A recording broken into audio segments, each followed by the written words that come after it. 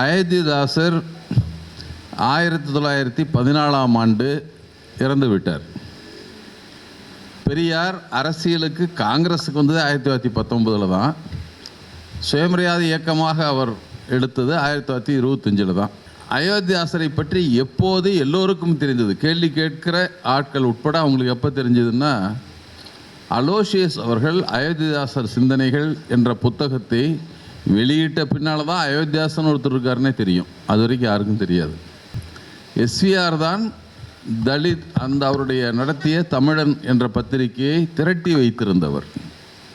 அது எஸ்விஆரிடம் இருக்கிறது என்று கேள்விப்பட்ட பின்னால் அலோசியஸ் போய் அவரை சந்தித்து அவர்கிட்ட இருந்து எல்லாம் வாங்கிட்டு வந்து தான் புத்தகமாக வெளியிட்டார். இரட்டைமலை சீனிவாசன் தன் வாழ்க்கையை பற்றி ஒரு புத்தகம் எழுதியிருக்கிறார். என் ஜீவிய சரித்திரம் அப்படின்னு ஒன்று எழுதியிருக்கிறார். அதில் அவர் அயோத்திதாசர் பேரையே எழுதலை. யாருங்க, அக்கா வீட்டுக்காரரை பற்றி அவருடைய சமகாலத்தில் வாழ்ந்த அவரோடு இயக்கம் நடத்திய இரட்டைமலை சீனிவாசன் தன் வாழ்க்கை வரலாற்றை எந்த இடத்துலையும் அயோத்திதாசரை பற்றி எழுதவே இல்லை. ஏன் எழுதலைன்னு இரட்டைமலை சீனிவாசன் மேலே கேள்வி கேட்கறதுக்கு யாருமே இல்லை. தாலி என்பது பௌத்தர்களுடைய சின்னம், அதனால் தாலி கட்டணும். பௌத்தன் தான், தாலி என்பது நம்முடைய சின்னம்தான். எனவே தாலி கட்டுவது என்பது பௌத்தருடைய பழக்கம், அதை கைவிடக்கூடாதுன்னு சொன்னார். பெரியார் ஆதரிச்சுப்பார் அவரை. அயோத்திதாசர் அனைத்து மக்களுக்கான விடுதலையை பற்றி அவர் பேசியவர் இல்லை. அருந்ததியர்களை பற்றி சொல்கிறார்.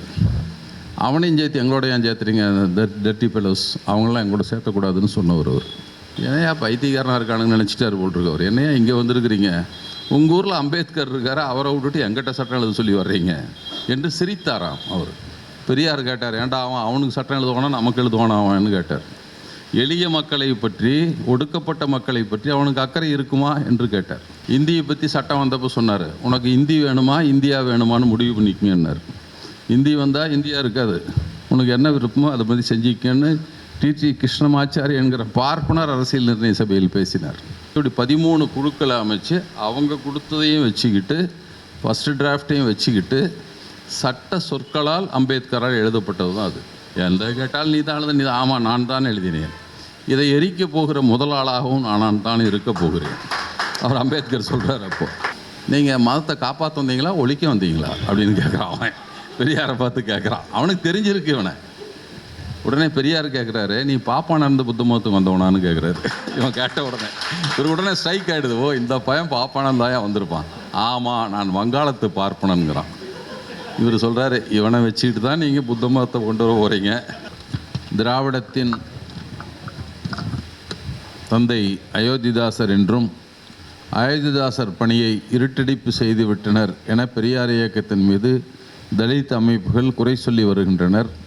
அந்த அமைப்புகளுக்கு பெரியார் இயக்கங்கள் சிவப்பு கம்பளம் விரிக்கலாமா, இது ஆபத்தில் முடியாதா என்று கேட்கிறார்கள். இந்த கேள்வி அங்கங்கே யாராவது பேசிகிட்டு இருக்காங்க. யாரும் அமைப்புகளாக இந்த கேள்வி யாரும் கேட்டதா தெரியல. அமைப்புகளில் இருக்கிற சில ஆட்கள் இந்த கேள்வியை சொல்லி கொண்டிருக்கிறார்கள். அயோத்திதாசர் தான் திராவிடர் என்ற சொல்லை அவர் தான் முதல்ல பயன்படுத்தினார், அதெல்லாம் வேறு யாருக்கும் தெரியாதில்லை, அதுக்கு முன்னால் அப்படி ஒரு சொல் இருக்குன்னே தெரியாதில்லை என்பதை போல பல கேள்விகள் எழுப்பப்படுகின்றன. அது விரிவான பதில் இல்லை. ஏன்னா இப்போ கேட்ட கேள்விக்கெல்லாம் சொன்னால் இன்றைக்கி 7-8 வரைக்கும் சொல்லிகிட்டு இருக்கணும். அதுக்கு நீங்கள்லாம் ஊருக்கு போக முடியாது. அதனால் சுருக்கமான ஒரு செய்தி, அயோத்திதாசர் 1914ஆம் ஆண்டு இறந்து விட்டார். பெரியார் அரசியலுக்கு காங்கிரஸுக்கு வந்தது 1919 தான். சுயமரியாதை இயக்கமாக அவர் எடுத்தது 1925 தான். வெளியே வர்றாரு, 26லேருந்து நடந்ததுன்னு சொல்லலாம். எனவே அயோத்திதாசரை பற்றி எப்போது எல்லோருக்கும் தெரிந்தது, கேள்வி கேட்கிற ஆட்கள் உட்பட அவங்களுக்கு எப்போ தெரிஞ்சதுன்னா, அலோசியஸ் அவர்கள் அயோத்திதாசர் சிந்தனைகள் என்ற புத்தகத்தை வெளியிட்ட பின்னால் தான் அயோத்திதாசன் ஒருத்தர் இருக்காருன்னே தெரியும். அது வரைக்கும் யாருக்கும் தெரியாது. தலித் இயக்கங்களுக்கும் தெரியாது. அதுதான் முதல்ல சொல்லிக்கிறேன். அதுக்கு முந்தைய எந்த இயக்கங்களை அவரை பற்றி பேசியிருக்கிறார்கள்னு பார்த்தீங்கன்னா யாரும் இல்லை. ஆனால் அதற்கு முன்னால் பேசியவர்கள் யாருன்னு பாருங்கள். களத்தில் என்ற காவலர்கள் என்ற ஒரு புத்தகம், அது எழுதப்பட்டது, எழுதியவர் திருநாவுக்கரசு, திராவிட இயக்க ஆய்வாளர் திருநாவுக்கரசு. அந்த புத்தகத்தில் 70 பக்கங்கள் அயோத்திதாசருக்காக அவர் ஒதுக்கியிருந்தார். அவரை பற்றிய செய்திகளை அவர் பதிவு செய்திருக்கார் அந்த புத்தகத்தில். இன்னொருத்தர் எஸ்விஆர் தான் தலித் அவருடைய நடத்திய தமிழன் என்ற பத்திரிகையை திரட்டி வைத்திருந்தவர். அது எஸ்விஆரிடம் இருக்கிறது என்று கேள்விப்பட்ட பின்னால் அலோசியஸ் போய் அவரை சந்தித்து அவர்கிட்ட இருந்து எல்லாம் வாங்கிட்டு வந்து தான் புத்தகமாக வெளியிட்டார். ஆனால் அவர் வேறு மார்க்சிய ஆய்வு நூல்களை எழுதி கொண்டிருந்த காலகட்டம். அதற்கு பின்னால் வந்தது. இந்த 2 செய்தியை சொல்லலாம், இன்னும் ஏராளமான செய்திகள் இருக்கிறது. அதை விட முக்கியமாக ஒரு செய்தியை சொல்லிடுறேன். அயோத்திதாசருடைய மனைவி யார் என்றால், முதல்ல அவர் படுகர் இனத்தை சேர்ந்த ஒரு பெண்ணை திருமணம் செய்தார். அவர் இறந்து விட்டாங்க. அதுக்கப்புறம் அவர் திருமணம் செய்தார். அந்த பெண் யாருன்னா இரட்டைமலை சீனிவாசன் அவர்களுடைய அக்காவை தான் திருமணம் பண்ணார். அவருடைய மனைவி இரட்டைமலை சீனிவாசன் அவருடைய அக்கா தான். இரட்டைமலை சீனிவாசன் தன் வாழ்க்கையை பற்றி ஒரு புத்தகம் எழுதியிருக்கிறார். என் ஜீவிய சரித்திரம் அப்படின்னு ஒன்று எழுதியிருக்கிறார். அதில் அவர் அயோத்திதாசர் பேரையே எழுதலை. யாருங்க? அக்கா வீட்டுக்காரரை பற்றி அவருடைய சமகாலத்தில் வாழ்ந்த அவரோடு இயக்கம் நடத்திய இரட்டைமலை சீனிவாசன் தன் வாழ்க்கை வரலாற்றை எந்த இடத்துலையும் அயோத்திதாசரை பற்றி எழுதவே இல்லை. ஏன் எழுதலைன்னு இரட்டைமலை சீனிவாசன் மேலே கேள்வி கேட்கறதுக்கு யாருமே இல்லை. ஏன் கேட்கல? அவரெல்லாம் முக்கியமாக எழுதியிருக்கணும். தன்னுடைய மச்சானை பற்றி எழுதுறதை விட்டு ஏன் மற்றவனை பற்றி? நீ வேறு அவருடைய அமைப்பில் வேறு இருந்திருக்கீங்க. அப்புறம் தான் தனியாக ஒரு அமைப்பு கண்டார் அவர். ஆனால் அவரும் எழுதலை. அப்போ அயோத்திதாசரை பற்றி யாருக்கும் தெரியாது, அதனால் பேசவில்லை. இதுதான் முதல் பதில். அலோசியஸ் அவருடைய நூல் தொகுப்பாக தமிழன் கட்டுரைகள் அனைத்தையும் அவர் தொகுத்து வெளியிடுவதற்கு முன்னால் அயோத்திதாசர் என்ற ஒரு சிந்தனையாளர் இருந்தார். அவர் இந்த கருத்தை கொண்டிருந்தார் என்பது யாருக்கும் தெரியாது. ஒருவேளை பெரியார் காலத்தில் அவரும் வாழ்ந்திருந்து இதே கருத்துக்களை எழுதியிருந்தாலும் பெரியார் அவரை ஆதரித்து போற்றி பேசி இருக்க மாட்டார். ஏன்னா திராவிடர்ன்ற ஒரு சொல்லு சொன்னதுக்காகலாம் பேசினா அதுக்கு வந்து நிறைய பேர் சொல்லியிருக்கான். திராவிட சிசு அப்படின்னு சங்கராச்சாரியா சொல்லியிருக்கிறான். அப்போ திராவிடம்னு சங்கராச்சாரி தான் முதல்ல சொன்னான். 8ஆம் நூற்றாண்டிலே சொல்லிட்டான். யாரை? திருஞான சம்பந்தரை திராவிட சிசுன்னு சொன்னார்ன்றது அவர் எழுதிட முடியாது. அந்த ஒரு சொல்லை பயன்படுத்த என்பது உண்மைதான். அரசியல் சொல்லாக பயன்படுத்தியவர் அயோத்திதாசர் தான். அதை யாரும் மறுத்து பேசிவிட முடியாது. ஆனால் அயோத்திதாசருடைய சிந்தனைகளை எவ்வளோ பேர் படிச்சிருக்கீங்க தெரியாது. அவர் என்ன எழுதுவார்னா, தீபாவளி அது நம்ம பண்டிகை தான், திருடிட்டான் பாப்பான் நம்மகிட்ட இருந்துன்னு எழுதுவார். நாம் தீபாவளிக்கு எதிரான கருத்து, அதன் பேரால் ஆரியர்கள் திராவிடர்கள் அழித்த வரலாறு தான் கதையாகவே இருக்கிறது. அதில் ஒன்று தீபாவளின்னு சொல்லிட்டு இருக்கிறோம். அது அறிவியலுக்கு புறம்பானதாக இருக்கிறது. அதில் இருக்க கதை, அதுக்கு அடிப்படையான கதை பூமியை தட்டன்னு சொல்லுது. அதெல்லாம் எப்படி எடுத்துக்க முடியும்னு நம்ம சொல்லுவோம். ஆனால் அது நமக்கான பண்டிகை, பௌத்தர்களுக்கான பண்டிகை அவர் எடுத்துக்கிட்டாரு என்று எழுதுகிறார். அவர் பெரியார் பாராட்டியிருப்பார்னு நினைக்கிறீங்க? இன்னொன்று, தாலி என்பது பௌத்தர்களுடைய சின்னம், அதனால் தாலி கட்டணும். பௌத்தன் தான், தாலி என்பது நம்முடைய சின்னம்தான். எனவே தாலி கட்டுவது என்பது பௌத்தருடைய பழக்கம், அதை கைவிடக்கூடாதுன்னு சொன்னார். பெரியார் ஆதரிச்சுப்பார் அவரை. ஒருவேளை அவர் காலத்தில் இருந்த காலத்தில் அந்த கருத்து வந்திருந்தாலும் அவர் ஆரியர் என்பதை பற்றி தனித்து பேசினார், அந்தளவுக்கு சொல்லலாம். இப்போ தமிழ் கம்பெனி கொஞ்சம் பேர் இருக்காங்க. அயோத்திதாசர் சொன்னாராம், சென்சஸ் கணக்கெடுக்கிற போது எங்களை தமிழர்கள் என்று பதிவு செய்து கொள்ளுங்கள், பூர்வ தமிழர்கள்னு பதிவு செய்து கொள்ளுங்கன்னு. இந்த ஃப்ராடு பசங்க எல்லாம் ஃப்ராடாக தான் பேசுவான். அவர் ஜாதி பேதமற்ற திராவிடர்கள் என்று பதிவு செய்து கொள்ளுங்கள் தான் அறிக்கை விட்டார் 1910. அடுத்து 11ஆம் ஆண்டு சென்சஸ் வருகிறது. நீங்கள் உங்களை ஜாதி பேதமற்ற திராவிடர்கள் என்று பதிவு செய்து கொள்ளுங்கள் என்று தான் அறிக்கை விட்டாரே தவிர தமிழர்கள்னு சொல்லலை. அது நம்ம அறிவாளி, ஒரு பெரிய அறிவாளி இருக்கார், மணியரசன் ஒருத்தர். அவர் அதை தொடர்ந்து பேசிகிட்டே இருப்பார், எழுதிட்டே இருப்பார். ஆனால் அப்படி அயோத்திதாசருடைய நூலில் இல்லை, அந்த மாதிரி வார்த்தையே கிடையாது. இன்னொரு பக்கம் அயோத்திதாசர் அனைத்து மக்களுக்கான விடுதலையை பற்றி அவர் பேசியவர் இல்லை. அருந்ததியர்களை பற்றி சொல்கிறார். அவனையும் சேர்த்து எங்களோட ஏன் சேர்த்துறீங்க, டர்ட்டி ஃபெலோஸ், அவங்களாம் எங்களோட சேர்த்தக்கூடாதுன்னு சொன்னவர் அவர். நாம் அதற்காக அவரை புறக்கணித்து விட வேண்டும் என்று சொல்ல, பெரியார் இருந்திருந்தால் அதை கண்டித்திருப்பார். ஏண்டா எல்லாரும் உரிமை மறுக்கப்பட்ட மக்களை ஒன்றிணைத்து கொண்டு போராட வேண்டுமே தவிர நீ பிறந்த ஜாதிக்காக மட்டும் போராடக்கூடாது என்று நிச்சயமாக பெரியார் சொல்லியிருப்பார். ஆனாலும் பெரியார் பேசாத காரணம் அப்படி ஆள தெரியாது. ஆனால் அப்படி ஒரு பத்திரிகை நடந்தது என்பது அவருக்கு தெரியும். யாரால் தெரியும்னா பெரியாருடைய நண்பர் கோலார் தங்கவயலில் இருந்த அப்பாதுரையார் என்ற ஒரு பௌத்த அறிஞர் தான் அவர்.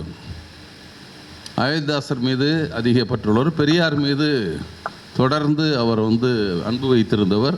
அவர் பத்திரிகையிலே பெரியார் சகாப்தம்னு வருஷம் போடுவார். அவர் எப்படிப்பட்ட பெரியார் மேலே அன்பு இருக்குன்னு பாருங்களேன். அவருக்கு பத்திரிகையில் பெரியார் சகாப்தம்னே ஒரு சகாப்தத்தை அவர் தான் முதல்ல ஆரம்பித்தார். அப்படிப்பட்ட அவர் மீது அன்புடையவர். அவர்தான் தமிழன் பத்திரிகை என்று அயோத்தியாசார் நடத்தி கைவிடப்பட்ட பத்திரிகை மீண்டும் தொடங்கினார். அதை குடியரசில் விளம்பரமாக போட்டார். அயோத்திதாசர் நடத்திய தமிழன் பத்திரிகை மீண்டும் நம்முடைய கோலார் தங்கவயல் இவர் அப்பாதுரையார் அவர் வெளிக்கொண்டு, ஏன்னா பெரியாருக்கு எந்த அளவுக்கு நண்பர் என்றால் சுயமரியாதை இயக்கத்துக்கு ஆதரவாளர் அவர். ஏனென்றால் அவருடைய மகள் அன்னபூரணி என்பவர் ஈரோட்டில் தான் பணியாற்றினாங்க. அவங்க பெரியாரோடு நல்ல தொடர்புள்ளவர், சுயமரியாதை இயக்கத்தில் இயங்கியவர். அதற்கு பின்னால் பெரியார் இயக்கத்தை சார்ந்த ஒரு திருமணம் செய்து கொண்டார். அவர் சுயமரியாதை திருமணம் பெரியார் தான் நடத்தி. பெரியார் அப்போது வெளிநாடு போயிட்டார், திருமணத்தை ஏற்பாடு செஞ்சுட்டு போயிட்டார். திருமணம் நடந்தது 31 போனப்போ. அப்போது அப்போ பற்று ஒன்று மகிழ்ச்சி அடைந்தார். ஒரு ஆதி திராவிட பெண்ணை சைவ வேளாளர் திருமணம், சுயமரியாதை இயக்கத்தை இருந்த சைவ வேளாளர் திருமணம் செய்து கொண்டார் என்று மகிழ்ச்சியோடு அவர் சொன்னார். எனவே அப்படிப்பட்ட உறவு அவரோடு இருந்தது, அப்பாதுரையோடு இருந்தது.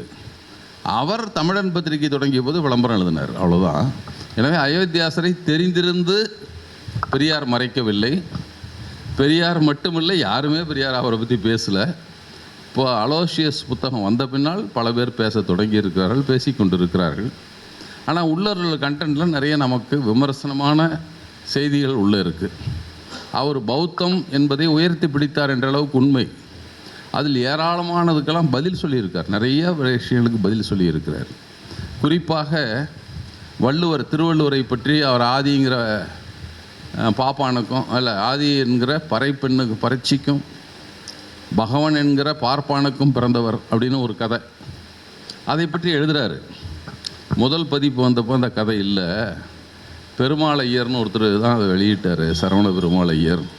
அதுக்கு அடுத்த 2வது பதிப்பு ஒரு தம்பி வெளியிடுறாரு, அதில் தான் அந்த கதையை எழுதுகிறான். அறிவாளினா பாப்பானா தான் இருக்கணும், பாப்பானுக்கு பிறக்காமல் அவர் எப்படி வரும் என்ற அந்த சிந்தனை தான் என்பதை அவர் எழுதியிருக்கிறார். அவர் அதை பதிவு செய்கிறார். இப்படி பார்ப்பனுடைய பல குட்டுகளை அவர் உடைத்து இருக்கிறார். பார்ப்பனருக்கு எதிரான ஆரிய சித்தாந்தத்திற்கு எதிரான கருத்துக்களை ஏராளம் எழுதியிருக்கிறார். அதில் நமக்கு ஒன்றும் மறுப்பில்லை. ஆனால் இப்படிப்பட்ட பௌத்தத்தை உயர்த்தி பிடிப்பதற்காக பகுத்தறிவுக்கு முரணான பல செய்திகளையும் பேசியிருக்கிறார் என்பதையும் சேர்த்து இந்த இடத்துல சொல்லணும். அது மட்டும்தான் இந்த செய்தி. அதனால் நம்ம அந்த இயக்கங்களில் யாரும் சொல்லலை. எல்லா இயக்கத்துலேயும் இருப்பானுங்க இந்த மாதிரி ஆளுங்க. அந்த இயக்கத்தின் போர்வையில் இருந்து கொண்டு பேசுகிறவங்க நிறைய பேர் இருக்காங்க, நிறைய இருந்துகிட்ருக்காங்க. அதில் பல பேர் பேசியிருக்கலாம், இயக்கமாக பேசி அந்த இயக்கத்துக்கு ஒன்றும் வரவேற்பு கொடுத்துட்ருக்கலாம். அப்படியே யாராவது கேள்வி கேட்டவங்களை சொல்லலாம், இயக்கம் ஏதாவது அப்படி கருத்து வச்சுருக்கான்னு எனக்கு தெரியல.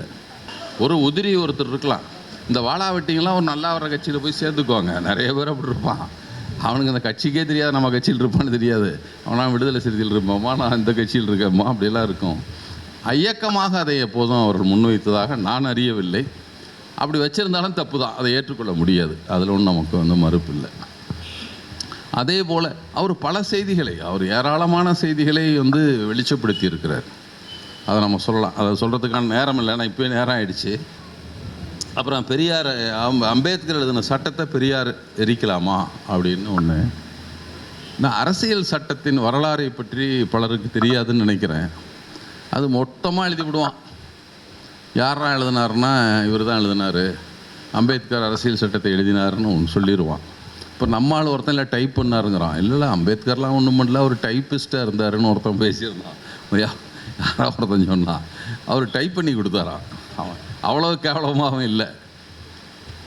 இந்தியாவில் இருக்கிற பெரிய சட்ட அறிஞர் அம்பேத்கர் தான் என்பதை ஏற்றுக்கொண்டு தான் அவரிடம் ஒப்படைக்கப்பட்டது. இது முதல்ல அரசியல் சட்டம் எழுதப்பட வேண்டும் என்கிற போது கேபினெட் மிஷன் அப்படின்னு, அதாவது அதுக்கு பேர் கிரிப்ஸ் கமிஷன் என்று ஒன்று வந்தது, ஒரு அமைப்பு இங்கே வந்தது. அவர்கள்தான் இந்தியாவுக்கு விடுதலை தரப்போவதாக முடிவு செய்கிறார்கள். அவங்க இந்தியாவுக்கு ஒரு அரசியல் சட்டம் எழுதணும்னு சொல்கிறாங்க. அவங்களுக்கு அதில் சில முன்னுரைகளை சொல்லுகிறார்கள். என்னென்னா, மாநிலங்களுக்கு அதிக அதிகாரம் கொடுக்க வேண்டும், ஒன்றிய அரசுக்கு குறிப்பிட்ட சில அதிகாரங்கள் மட்டும்தான் இருக்கணும். இதெல்லாம் வழிகாட்டிகளாக சொல்லியும் 1935 அரசியல் சட்டம் ஏற்கனவே ஒன்று இருந்தது, இந்தியா ஆக்ட் 1935ன்னு ஒன்று இருந்தது. அந்த சட்டத்திலிருந்த செய்திகளை கொண்டு அதோட கொஞ்சத்தை இணைச்சி ஒரு சட்டத்தை எழுதணும்னு தான் சொன்னான். அவனே வழிகாட்டல் சொல்லிட்டான், 1935 ஆக்ட் எடுத்துக்கோ, அதோட சில விஷயங்களை சேர்த்துக்கோ, அப்படி ஒரு சட்டம் வேணும் என்று தான் அவர்கள் சொன்னார். அதற்காக சட்டம் எழுதப்பட ஆரம்பித்தது எப்போன்னா, இந்தியாவுக்கு விடுதலை வராதுக்கு முந்தைய எழுத ஆரம்பிச்சிட்டானுங்க. 1946 அரசியல் சட்டம் எழுத ஆரம்பிச்சிட்டாங்க. அதுதான் அதில் உள்ள செய்தி. ரெண்டாவது, அதை பற்றி என்னென்ன சட்டத்தில் என்ன வரணுங்கிறதுக்கு ஒரு குழுவை அமைத்தார்கள். அது யாருன்னா, சர்வதேச நீதிமன்றத்தில் நீதிபதியாக இருந்தவர், ஆந்திராவை சேர்ந்தவர், பெனகில் நரசிங்க ராவ்னு பேர், BN ராவ். அவரும் MR ஜெயகர் என்ற ஒரு பெரிய பாரிஸ்டர், அவரும் பெரிய சட்ட அறிஞர். ஈரோடு மாநாட்டில் 1930 நடந்த ஈரோடு சுயமரியாதை இயக்கத்துக்கு தலைமை தாங்கியவர். அவரையும் தான் அனுப்புகிறாங்க. அவரோட ஒரு குழு தான் எல்லா உலக நாடுகளில் போய் அங்கே இருக்க அரசியல் சட்டங்கள் என்ன இருக்குன்னு பார்த்துட்டு ஒரு டிராஃப்ட் எழுதுகிறாங்க. முதல்ல அந்த டிராஃப்ட் எழுத போனப்போ அங்கே ஒருத்தர் ஐவன் ஜென்னிங்ஸ் என்ற ஒருவர், அவர் இங்கிலாந்தில் இருக்கிற பெரிய சட்ட அறிஞர். மலேசியாவுக்கு கென்யாவுக்கெல்லாம் அரசியல் சட்டம் எழுதுன்னு அவர் தான். அவர்கிட்ட போய் கேட்குறாங்க, நீங்கள் கொஞ்சம் எங்களுக்கு ஆலோசனை சொல்லணும், அரசியல் சட்டத்தை நாங்கள் எழுத போகிறோம் இந்தியாவுக்கு அப்படின்னு சொன்ன உடனே அவர் சிரிச்சாராம். அவர் என்னையா பைத்தியக்காரனாக இருக்கானுன்னு நினச்சிட்டாரு போட்டிருக்கு. அவர் என்னையா இங்கே வந்திருக்கிறீங்க, உங்கள் ஊரில் அம்பேத்கர் இருக்கார், அவரை விட்டுட்டு எங்கிட்ட சட்டம் எழுத சொல்லி வர்றீங்க என்று சிரித்தாராம் அவர்.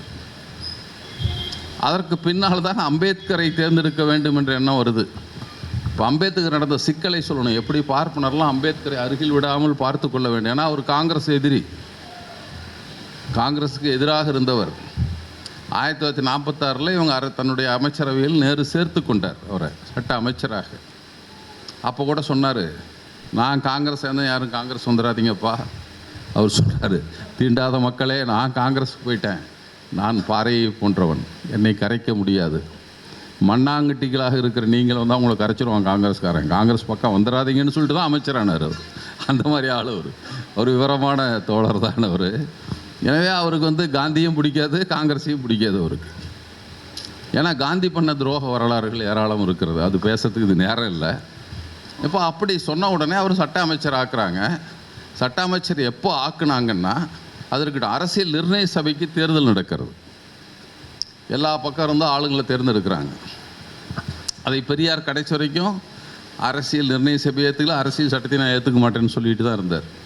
காரணம், காங்கிரஸ் உறுதிமொழி சொல்லிக்கொண்டே இருந்தார்கள், நாங்கள் ஆட்சிக்கு வந்த பின்னால் எல்லோருக்கும் வாக்குரிமை அளித்து அவர்களால் தேர்ந்தெடுக்கப்படும் மக்கள் பிரதிநிதிகளை கொண்டு அரசியல் சட்டத்தை எழுதுவோம்னு சொன்னாங்க. ஆனால் காங்கிரஸ்காரன் எழுதின அரசியல் நிர்ணய சபையில் உறுப்பினர்கள் யாருன்னா, இந்த பணக்காரனுக்கும் பட்டா நிலம் வச்சுருந்தவனுக்கும் வரி கட்டுறவனுக்கு மட்டும் வாக்குரிமை, ஒரு 100க்கு 7 பேர் 10 பேருக்கு வாக்குரிமை இருந்தவன் பணக்காரன் தேர்ந்தெடுத்த பிரதிநிதிகள் தான் எழுதினான். பெரியார் கேட்டார், ஏன்டா அவனுக்கு சட்டம் எழுதுவானா நமக்கு எழுதுவானா அவன்னு கேட்டார். எளிய மக்களை பற்றி, ஒடுக்கப்பட்ட மக்களை பற்றி அவனுக்கு அக்கறை இருக்குமா என்று கேட்டார். அவன் எழுதுனா எப்படா நமக்காக அந்த சட்டம் என்று அமைக்கப்பட்ட நாளிலிருந்து எதிர்ப்பு தெரிவித்தவர் பெரியார். தமிழ்நாட்டிலிருந்து பல பேர் தேர்ந்தெடுத்து அனுப்பிச்சாங்க. யாரை தேர்ந்தெடுத்து அனுப்பணும் அங்கேருந்து லிஸ்ட் அனுப்பிட்டான். இவங்கெல்லாம் தேர்ந்தெடுத்து அனுப்புன்னு அவங்கள தான் இங்கிருந்து தேர்ந்தெடுத்து அனுப்புனாங்க. அதை குறித்து பல பத்திரிகையெல்லாம் செய்தி வருது, அதை பற்றி கண்டித்திருக்கிறார் பெரியார். ஏன்னா அதில் இருக்கிற உறுப்பினர்களில் 17 பேரை தவிர அத்தனை பேரும் காங்கிரஸ்காரர். காங்கிரஸ்காரனாலும் காங்கிரஸ் தலைவராகலாம் பார்ப்பனா தான் இருந்திருப்பான், அவன் தான் இருந்தான். உயர் ஜாதிக்காரர்கள் பார்ப்பனா தான் இருந்தாங்க. தமிழ்நாட்டிலேருந்து போனவங்க தான் கொஞ்சம் பேக்வர்ட் கிளாஸஸ் எல்லாம் இருந்தது. தமிழ்நாட்டிலேருந்து போனவங்கள டாக்டர் சுப்பராயன் ஒரு பிற்படுத்தப்பட்ட கக்கன் அதற்கு தேர்ந்தெடுக்கப்பட்டிருந்தார். கக்கன் உறுப்பினராக போனார், அரசியல் நிர்ணய சபைக்கு போனார். டிடி கிருஷ்ணமாச்சாரி இந்த மாதிரிலாம் இருந்தாங்க.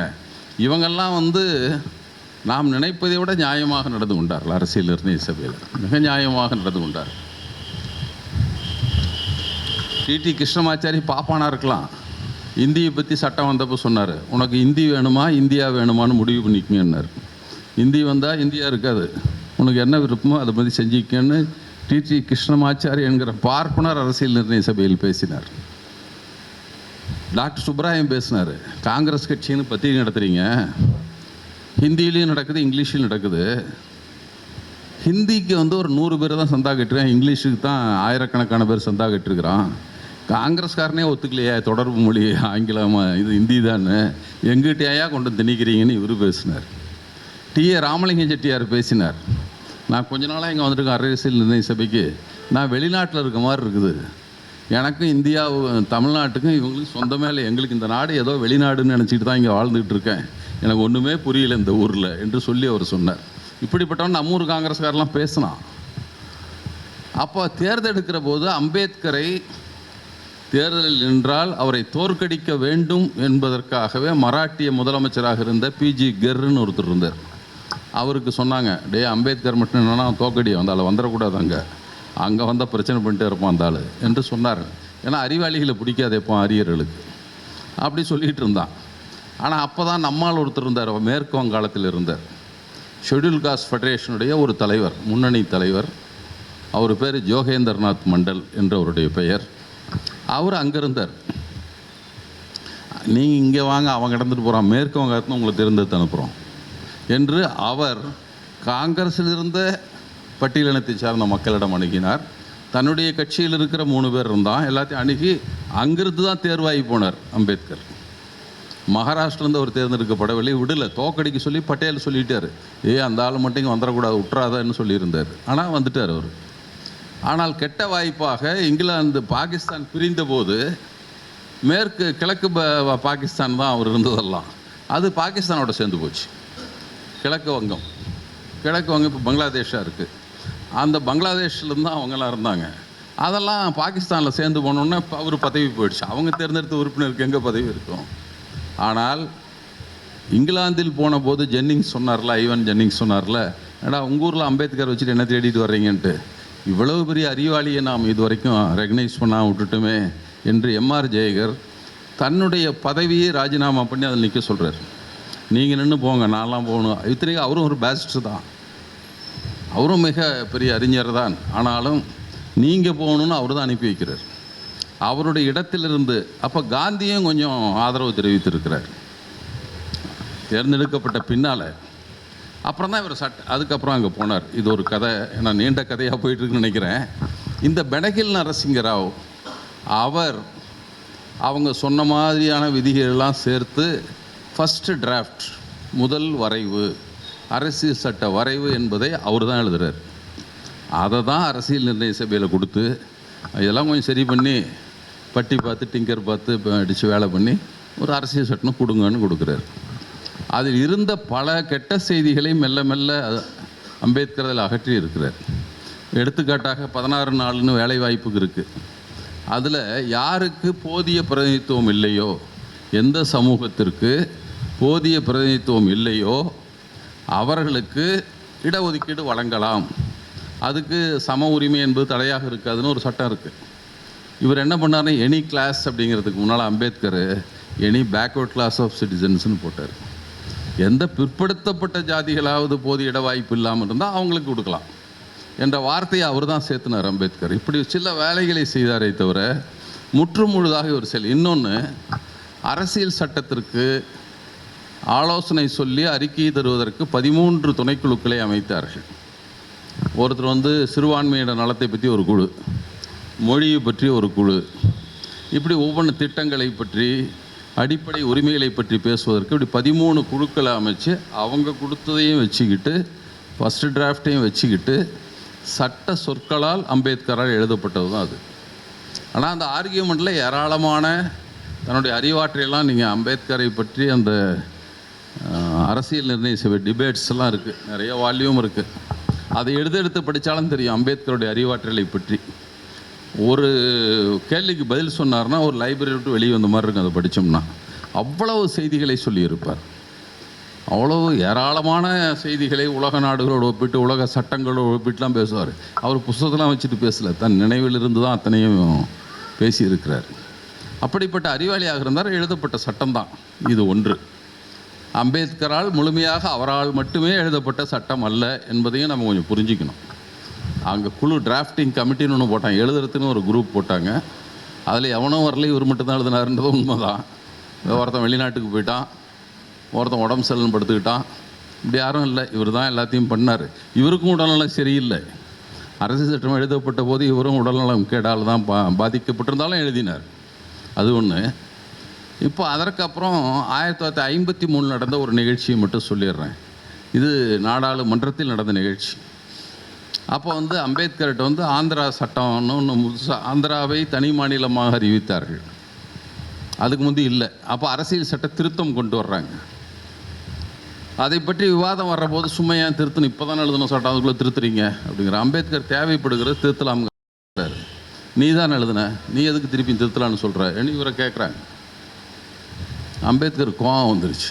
ஏய், என்னை வாடகை குதிரையாக பயன்படுத்திக்கிட்டான், நான் சொன்ன வேலையை பண்ணேன், அவ்வளோதான். I did much against my will என்று சொல்லுகிறார். ஐ வாஸ் அ ஹேக், நான் ஒரு வாடகை குதிரையாக பயன்படுத்தப்பட்டேன், நான் என்னுடைய சிந்தனைக்கு எதிரான பலவற்றை செய்திருக்கிறேன் என்னும் சொல்கிறார். இது காலையில். சாயந்தரம் திருப்பியும் கேட்குறான், உள்துறை அமைச்சர் கேட்குறான், காட்கில்னு ஒருத்தர் தான், அவன் கேட்குறான், நீங்கள் தானே அரசியல் சட்டம் எழுதுனீங்க, நீங்கள் எப்படி திருத்தலாங்கிறீங்க அப்படின்னு கேட்குறான். இதே பொழப்பா போச்சு அவங்களுக்கு. அவர் சொல்கிறார், எந்த கேட்டாலும் நீ தான் எழுத, நீ தான். ஆமாம், நான் தான் எழுதினேன். இதை எரிக்க போகிற முதல் ஆளாகவும் நான் தான் இருக்க போகிறேன். அவர் அம்பேத்கர் சொல்கிறார். அப்போது ஆமையா, நான் தான் எழுதினேன், இதை எரிக்க போகிற முதல் ஆளாகவும் நான் தான் இருக்கிறேன். இது யாருக்கும் பயன்படாத சட்டம். இட் சூட்ஸ் நோபடி என்கிறது. யாருக்கும் பயன்படாதியா அந்த சட்டம். அது இதை நான் தான் எரிக்க போகிறேன், முதல் நானாக தான் எரிக்க போகிறேன் பாருன்னு கோபமாக சொல்கிறா. அப்புறம் அமைதி ஆயிடுறானுங்க எல்லாம். எனவே அம்பேத்கர் எரிக்க போகிறேன் என்று 53 சொன்னார், 57 பெரியார் எரிச்சார், அவ்வளோதான். எனவே அவருடைய கருத்துக்கு எதிராக அல்ல, அவர் கருத்தை சொன்னதை நிறைவேற்றினார் பெரியார்னு வச்சுக்கங்களேன். ஏன் அப்படின்னு நினச்சிக்கிறீங்க நீங்கள்? எனவே அது தவறானதாக நீங்கள் கருதி கொள்ள வேண்டாம் அப்படிங்கிறதான். அடுத்து இன்னொரு கதை என்னங்க, பெரியாருக்கு எதிராக அம்பேத்கரை நிறுத்தும் அமைப்புகளை. உங்களுக்கு பல நேரங்களில் பெரியாருக்கும் அம்பேத்கரும் சண்டை மாதிரியே காட்டிடுவான். அவங்களுடைய நீங்காத நட்பை பற்றி பல பேருக்கு தெரியாது. எவ்வளவு ஒரு எடுத்துக்காட்டு மட்டும் சொல்கிறேங்களேன்.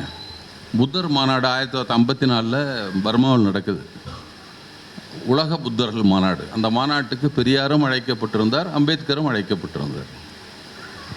அப்போ அங்கே போன உடனே அப்படியே பெரியார் தேடிட்டு இருக்காரு, அம்பேத்கரும் தேடிட்டு இருக்காரு. அவர் போன உடனே திடீர்னு அந்த அம்மாவை பார்த்துடுறாரு. யாரை? அவங்க மனைவி பேர் என்னங்க? சவிதா. சவிதா தானே? சவிதா அம்பேத்கரை பார்க்குறாரு. அவங்க பார்த்த உடனே அம்பேத்கர் தாங்க தேடிட்டு இருந்தீங்களா, வந்துட்டாருங்க உங்கள் ஆள் அப்படின்னு சொல்லிட்டு இவரை அனுப்பி வைக்கிறாரு. பெரியார்கிட்ட அனுப்புகிறாங்க, அம்பேத்கர்கிட்ட அனுப்புகிறாங்க. 2 பேரும் உட்காந்து பேசுகிறாங்க. பேசிகிட்டு இருக்கிற போது ஒருத்தன் வர்றான், ஒரு புத்த துறவி ஒருத்தன் வர்றான். பார்க்குறான். பார்த்த உடனே, யார் நீங்கள்லாம் அப்படிங்கிறான். நாங்கள் மாநாட்டுக்கு வந்தோம் அப்படின்னு பெரியார் சொல்கிறாரு. நீங்கள் யாருங்கிறான். உடனே அவர் அம்பேத்கர் தெரியலையே அவரை, இவர் தான் ஏன் பெரியார் ராமசாமி அப்படிங்கிறார். நீங்கள் மதத்தை காப்பாற்ற வந்தீங்களா ஒழிக்க வந்தீங்களா அப்படின்னு கேட்குறான். அவன் பெரியாரை பார்த்து கேட்குறான். அவனுக்கு தெரிஞ்சிருக்கு இவனை. உடனே பெரியார் கேட்குறாரு, நீ பாப்பான இருந்து புத்த மதத்துக்கு வந்தவனான்னு கேட்குறாரு. இவன் கேட்ட உடனே ஸ்ட்ரைக் ஆகிடுது. ஓ, இந்த பையன் பாப்பானன் தாயா வந்திருப்பான். ஆமாம், நான் வங்காளத்து பார்ப்பனனுங்கிறான். இவர் சொல்கிறாரு, இவனை வச்சுக்கிட்டு தான் நீங்கள் புத்த மதத்தை கொண்டு வர போகிறீங்க. அம்பேத்கர்கிட்ட சொல்கிறார், இவனை வச்சுட்டு. அம்பேத்கர் தன்னுடைய உரையில் பேசுகிறார், தொடக்க காலத்திலாவது நாம் பார்ப்பனர்களை சேர்ப்பதை தவிர்க்க வேண்டும்னு பேசுகிறார். இப்போ தொடக்க காலத்தில், அப்புறம் கூட அவன்லாம் வரட்டும், முதல்ல புத்த மதத்தை மறுமலர்ச்சி இங்கே மீண்டும் கட்டமைக்கிற போது, மீள்கட்டமைப்பு செய்கிற போது, தொடக்க காலத்திலாவது பாப்பானை வச்சுக்கூடாதியா அப்படின்ட்டு அம்பேத்கரும் மாநாட்டில் பேசுகிறார். அப்போ தான் இவர்கிட்ட கையெழுத்து போடுங்கிறாரு. நீயும் கையெழுத்து போடு, நீயும் புத்த மதத்தில் சேரு அப்படிங்கிறார் அம்பேத்கரை. பெரியார் சொல்கிறாரு, இல்லை நீங்கள் மட்டும் போடுங்க, நான் அங்கே போயிட்டா இந்து மத கடவுளை பற்றி பேசுவேன். டே, நீ வேறு மதத்துக்காரன் இப்படி பேசுகிறேன்ப்பா, நாங்கள் இங்கே இருந்துக்கிட்டே அந்த வேலையை பார்க்குறேன், நீங்கள் அங்கேருந்து அந்த வேலையை பாருங்கன்னு சொல்லி 2 பேரும் பேசிக்கொண்டோம் என்பதை எழுதுகிறார் பெரியார். பல நேரங்களில் அவங்களுக்குள்ள அந்த 1944 திராவிடர் கழகம் என்ற ஒரு அமைப்பை பெரியார் தொடங்குகிறார். அப்படி அமைப்பு பேர் மாத்துறார். நீதி கட்சியும் சுயமரியாதை இயக்கமும் சேர்ந்து திராவிடர் கழகம் என்ற பெயரில் அமைப்பு தொடங்குது. அப்போ கொஞ்சம் பேர் இருந்தான், சோகால்டு பெரிய ஜாதியெல்லாம் இருந்தான், பதவி ஆசை பிடிச்சவனும் இருந்தான். அவர் நம்முடைய WPS சவுந்தரபாண்டியன் பெரியார் மீது அளவு கடந்த அன்பை வைத்திருந்தவர், மிகப்பெரிய மரியாதையை வைத்திருந்தவர். ஆனால் அவரு கூட ஏன்னா இவர் ஒரு தீர்மானம் போட்டார், எல்லாம் பதவியும் விட்டுருணுன்ட்டார். அவங்களுக்குலாம் என்னடா பதவியை விட சொல்கிறாரு இந்த ஆள் அப்படின்னு அவங்களுக்கு கொஞ்சம் வருத்தம். அப்புறம் அந்த பாலசுப்ரமணிய முதலியார், இந்த முதலியார் கோஷ்டி இல்லை அது பெரிய ஜாதின்னு சொல்லிக்கிற கோஷ்டியெல்லாம் அப்படியே கொஞ்சம் கொஞ்சம் விளைவிக்கிறாங்க. அப்போ அம்பேத்கர் இங்கே வர்றார், வைஸ்ராய் கவுன்சில் உறுப்பினராக இங்கே வர்றார். உடனே அவருக்கு நாங்கள் விருந்து கொடுக்குறோன்னு இவங்க இந்த கோஷ்டி, நாங்கள் தான் உண்மையான நீதி கட்சின்னு அவங்க பேர் வச்சுக்கிட்டு இருக்காங்க. நாங்கள் நீதி கட்சி, அவர்களும் நீதி கட்சி கிடையாது அப்படிங்கிறாங்க. அவங்க ஒரு வரவேற்பு, இவருக்கு ஒரு விருந்து கொடுக்குறாங்க அம்பேத்கருக்கு. அந்த விருந்து நிகழ்ச்சியில் அம்பேத்கர் பேசுகிற போது சொல்கிறாரு, கொஞ்சம் கொள்கையெல்லாம் இருந்தால் கூட வழிநடத்துறதுக்கு ஒரு நல்ல தலைவர் இருக்கணும், அவருக்கு பின்னால் போகிறது தான் உங்களுக்கு பாதுகாப்பு, அதை முதல்ல நினச்சிக்கங்க, சும்மா அவரெல்லாம் விட்டுட்டுலாம் இங்கே வராதிங்க, அதில் பேசுகிறார் அவர். அவங்க கொடுத்த விருந்தில் பெரியாரை பேசாமல் ஒழுங்காக பெரியார்கிட்டே போயிடுங்கன்னு பேசுகிறார் அவர். பெரியார் அது இதில் எழுதியிருந்தார், விடுதலையில், கருப்பட்டி கொடுத்து செருப்படி வாங்கிய கதைன்னு நம்ம எழுதுறாரு. நீ தாண்டா கூப்பிட்டு விருந்து கொடுத்த, உன்னையே அம்பேத்கர் திட்டிவிட்டு வந்துட்டார்ல, அது பத்திரிக்கையெல்லாம் செய்தியாக வருது. செய்தியை பார்த்துட்டு பெரியார் எழுதுறாரு, ஏன்னா கருப்பட்டி கொடுத்து செருப்படி வாங்கினான்னு சொல்லுவான், நீயும் விருந்து கொடுத்து செருப்படி வாங்கிட்டலன்னு எழுதுறாரு. அதுபோல் பெரியார் மீது அவர் அன்பு வைத்திருந்தவர் தான் அவர். அவங்களுக்குள்ள நட்பு எப்போதும் பலமாக இருந்தது. அவங்க நேரடியாக சந்திச்சிட்டாங்க இல்லைங்கிறது ரெண்டாவது. நான் சொன்னேன் பாருங்கள், அவர் எப்போ இருந்து ரெண்டு பேருக்கும் தொடர்பு 24-25 இருக்குது. நேராக ரெண்டு பேரும் சந்தித்து 1940 தான். அது வரைக்கும் ரெண்டு பேரும் பார்க்காமே அவங்களுக்குள்ள நட்பு இருக்கிறது. அவருடைய புத்தகத்தை ஒரு மொழிபெயர்க்கிறாரு, எல்லாம் செய்கிறாரு. அவரும் புத்தகம் போட்ட உடனே இவருக்கு ஒரு காப்பி அனுப்பி வைக்கிறாரு. இவர் உடனே மொழிபெயர்க்கலாமான்னு கேட்குறாரு, மொழிபெயருங்கிறாரு. பெரியார் உடனே தமிழில் ஜாதியை ஒழிக்க வழியை மொழிபெயர்த்து போட்டார். அதுக்கு முந்தி அம்பேத்கரை பற்றிய அறிமுகம் தமிழ்நாட்டில் இல்லை என்பதை மறந்து விடாதீர்கள். அதுக்கு முந்தைய கிடையாது, அம்பேத்கரை பற்றியெல்லாம் ஒரு யாருக்கும் தெரியாது இங்கே.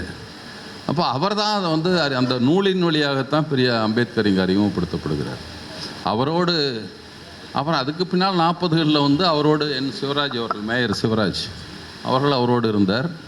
அவர் தான் ஷெட்யூல் காஸ்ட் ஃபெடரேஷனுக்கு தலைவராகவும் தேர்ந்தெடுக்கப்பட்டார். அவருக்கு அப்புறம் குடியரசுக் கட்சிக்கும் அவர் தான் தலைவராக இருந்தார், சிவராஜ் தான் இருந்தார். இதெல்லாம் இவர்கள் 2 பேருடைய கருத்து அந்த ஒரே ஒற்றுமை. அவங்களுடைய 2 பேர் பேசுனதும் பார்த்திங்கன்னா ஒன்றாகத்தான் இருக்கும். மதத்தை பற்றி நான் சொன்னல, ஒரே நேரத்தில் நவம்பர் கடைசியாக பெரியார் இங்கே மனுசாஸ்திரம் அறிகிறார், டிசம்பர் கடைசியில் அங்கே அம்பேத்கர் மனுசாஸ்திரம் அறித்தார். 2 பேரும் பேசிக்கல 2 பேரும், ஆனால் 2 பேரும் தனித்தனியாக செய்கிறாங்க. அப்போல்லாம் என்ன பெரிய தொடர்புலாம் ரொம்ப குறைவான தொடர்பு தான், ஆனாலும் ஒரு போல் சிந்தித்தார்கள். எனவே அவருக்கு தப்பாக இவங்க நிறுத்துகிறாங்களே தவிர அவரும் எப்போதும் அம்பேத்கரும் பெரியாருக்கு எதிரான கருத்துக்களை சொன்னதில்லை. இவர் பெரியார் கேட்குறாரு, அங்கே அம்பேத்கர் அதை அப்படி பெரியார் ஆங்கிலத்திலே சொல்லியிருக்கிறார். இவர் பெரியாரை பார்த்த உடனே அம்பேத்கர்கிட்ட கேட்குறாரு, நீங்கள் இந்த பேக்வேர்ட் கிளாஸஸ்க்கு ஒன்றும் பண்ணாமல் விட்டீங்களே. ஆனால் உண்மையிலே அவர் பண்ணியிருந்தார். 340 சட்டப்பிரிவு எழுதப்பட்டு இருந்தது. அது பின்னால் தானே தெரியும், 54 தெரியாது இல்லை, அதனால் அப்போ தெரியாது அவருக்கு. நீங்கள் பெரிய லிஸ்ட்லாம் வாங்கினீங்க, ஒன்றும் போய் எழுதினவெல்லாம் அதை பற்றி பேச்சு அந்த மாதிரியே தெரியலையே என்று சொல்லுகிறார். அப்போ இவர் அந்த பெரியார் சொல்கிறார், பாபா சாஹிப் அப்படி தான் அழிக்கிறார். பாபா சாஹிப் நீங்கள் you have let down the cause of backward classes அப்படின்னு கேட்குறாரு. அதுக்கு அம்பேத்கர் சொல்கிறாரு, நான் என்னங்க பண்ணட்டும், I was holding the pen, it was moved by the Brahmins. இப்போ ஏன்னா நான் தான் பிடிச்சிட்டு தான் நினச்சிட்டு இருக்கிறீங்க, ஆட்டினதெல்லாம் பார்ப்பான் தான், நான் என்ன பண்ணட்டும் என்று சொல்கிறாரு. அதே போல் அரசியல் சட்டத்தை அறிமுகப்படுத்துகிற கூட்டத்திலும் கூட அவர் சொல்கிறார், நான் இந்த அரசியல் நிர்ணய சபைக்கு வர்றப்போ எனக்கு வேறு எந்த ஆசையும் கிடையாது. எங்கள் ஷெட்யூல் காஸ்ட் மக்களுக்கு ஏதேனும் பாதுகாப்புகளை செய்து கொள்ள முடியுமா என்பதை தவிர எனக்கு வேறு கருத்தோடு இங்கே வரல, எனக்கு அதை செஞ்சுட்டேன், அது போதும் எனக்கு. இதுதான் அவர் சொல்கிற கருத்து. அது அவர் சொல்கிறார் 2 கருத்து அதில் சொல்கிறார். ஒன்று இது, அவர் எனக்கு வேறு நோக்கமே கிடையாது, no aspiration then to safeguard the interest of my people, அவ்வளோதான் என்னுடைய கருத்து என்று இன்னொன்று சொல்கிறார். பல பேர் என்ன கேட்குறான், ஏன்டா இந்திய அரசியல் சட்டம் எழுதுகிற போது இந்திய மக்களாகிய நாம்னு எழுதுனீங்க, இந்திய தேசத்தாரே நாம்னு எழுத வேண்டியது தானே என்று பல பேர் கேட்கிறார்கள். நான் ஒத்துக்கலை, என்கிட்டையும் பல பேர் சொன்னோம், நான் ஒத்துக்கலை. நாம் எங்கே தேசமாக மாறினோம்? ஆயிரக்கணக்கான ஜாதி பிரிந்து கிடக்கிற நாம் எப்படி ஒரு தேசமாக முடியும்? இனிமேல் தான் தேசமாக வேண்டும். ஜாதி என்பது தேச விரோதமானது. காஸ்ட் இஸ் ஆன்டி நேஷனல் என்று அந்த பேச்சில் சொல்கிறார் அவர். காஸ்ட் வந்து ஆன்டி நேஷனலியா, அது முடிஞ்சாதான் ஏன் நேஷன் ஆகும் இந்தியா, அதை முதல்ல அதுக்கு வழி பாருங்க என்று சொல்லுகிறார். எனவே அவன் இந்த பார்வை 2 பேருக்கு ஒன்று தான். 2 பேருக்கு நல்ல நட்பு இருந்தது. இவன் தான் பிடிச்சி இழுக்கலாம். 2 பேரும் செத்து போயிட்டான்லாம் பிரித்து விட்டு போனால் நம்ம தெரியல. 2 பேரும் இறந்து போனதா. இறந்து பெரியார் வந்து அம்பேத்கர் இறந்தபோது அவர் எழுதினதெல்லாம் எனக்கு சந்தேகமாக இருக்குது. காந்தியின் கொலையைப் போல இதற்கு பின்னாலும் சதிகார கூட்டம் இருக்குமோ என்ற ஒரு சந்தேகம் எனக்கு இருக்கிறதுன்னு எழுதினார் பெரியார் எழுதினார். அதையும் இதை விசாரிக்க வேண்டிய தேவை இருக்கிறது என்றெல்லாம் கூட எழுதினார். அதற்கு பின்னால் பல முறை பெரியாரை அம்பேத்கருடைய சித்தார்த்தா கல்லூரின்னு ஒரு கல்லூரி அவர் அம்பேத்கர் நிறுவியது, அந்த கல்லூரிக்கு அதுக்கு பின்னால் பல முறை அழைக்கப்பட்டிருக்கார் பெரியார். 64 66 நினைக்கிறேன். அப்போ ஒரு முறை, அதுக்கு முந்தைய ஒரு முறை போகிறாரு.